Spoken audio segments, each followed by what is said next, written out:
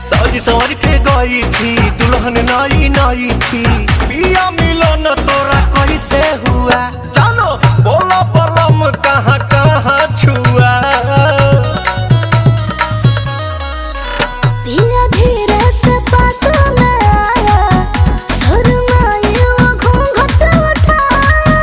उ तो लगले उड़ावे चिड़ैया मैं कहा करूं हाय मैं कहा करूं। भले लगे